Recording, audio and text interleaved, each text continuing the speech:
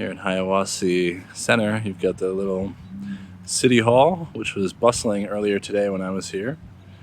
There you get the library and county courthouse, as well as a nice little sort of seating area here in the gazebo where I'm going to sit down and have a chat with you guys.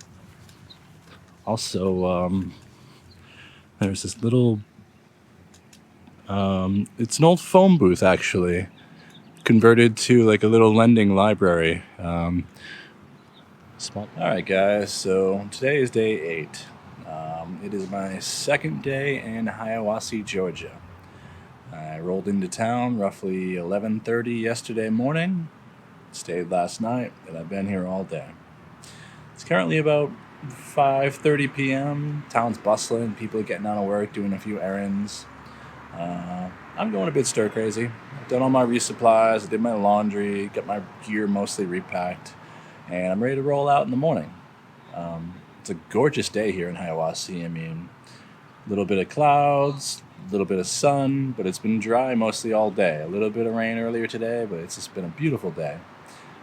Almost kicking myself a little bit because, I could be getting a lot of miles in today, but yeah, it is what it is. So, I've had a lot of time in town to sort of catch up with current events and read the news a bit, see what's going on back home. And it's alarming, to be honest. Obviously, everybody watching one of these videos from civilization not out on the trail is aware of how serious it seems that the COVID-19 epidemic is starting to become a true global pandemic at this point. And the effects are starting to be felt here out on the trail as well, even for the people who are disconnected and away from the news sources. Just talking to a couple of the locals at the town, the grocery store, and the little post office I went to ship a package back home. There's serious concern on the local population here about hikers potentially being infection vectors.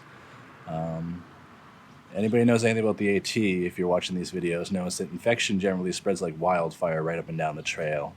Every year it's usually norovirus, but this year is unique. We have this coronavirus going around. Trying times to be sure.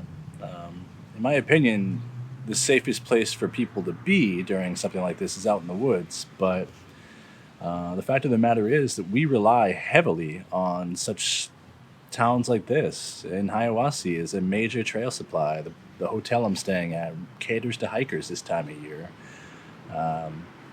Over on the side of the town green there is a welcome hikers sign. I mean, this is a big part of their economy.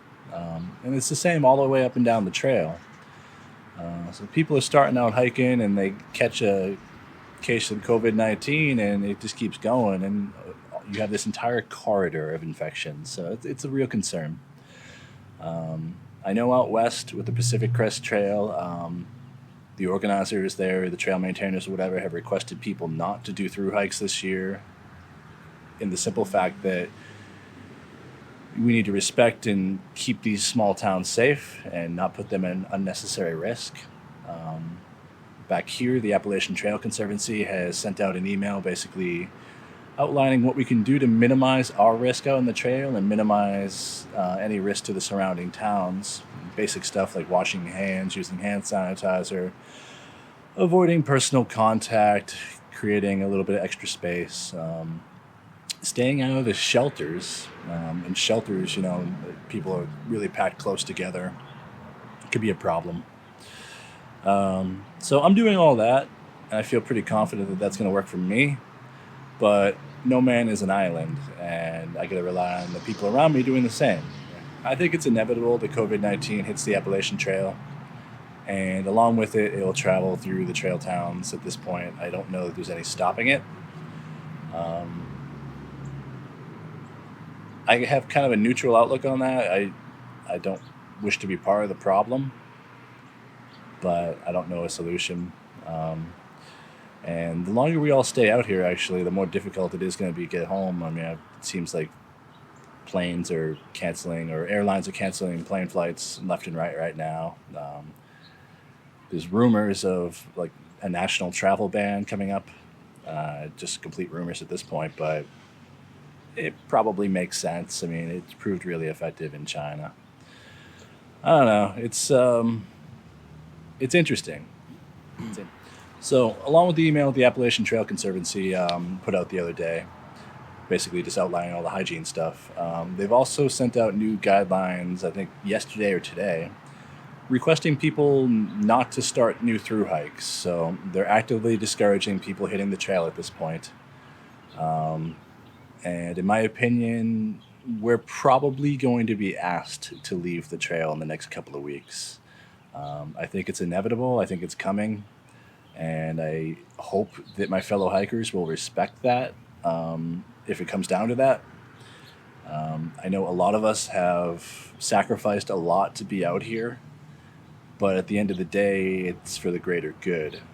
Believe you me, I do not want to come off this trail, not at all. That's the last thing I want to do. This is a life's dream for me right now, and I'm living it. Um, but if that's what needs to happen, that's what needs to happen.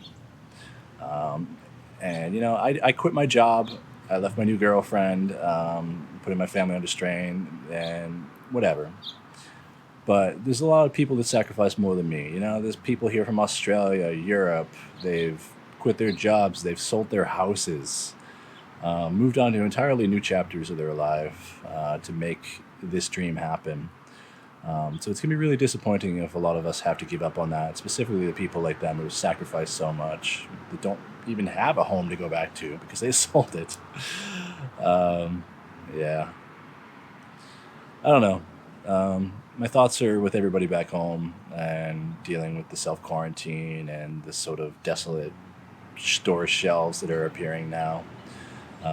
My videos are on roughly a week delay, so this may seem late or uninformed or whatever by the time you're watching it. I'm not really sure, but it's just my perspective right now on March 17th, St. Patrick's Day.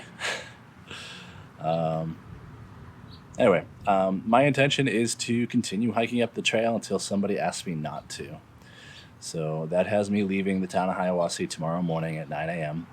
And I'm going to go back to Dick's Creek Gap, and I'm going to do a roughly 15-mile day. And I hope to be in the town of Franklin, North Carolina in 3 days' time.